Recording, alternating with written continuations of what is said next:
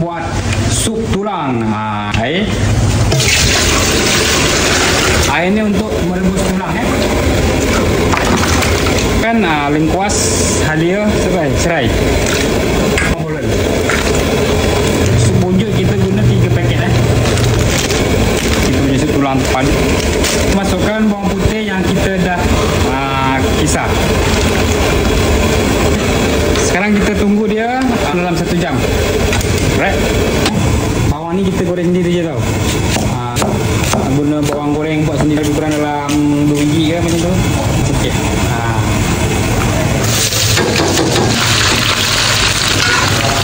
Okey, apabila dia dah garing, goreng ya. Ni ada daun bawang.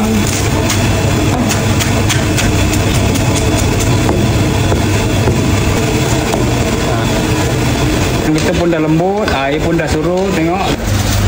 Kita masukkan garam 2 sudu bubuk perasa sikit. Okey, masuk. Sikit je, jangan banyak. Seleri potong sup.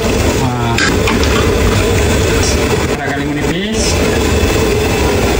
Ini lebih kurang 3 biji.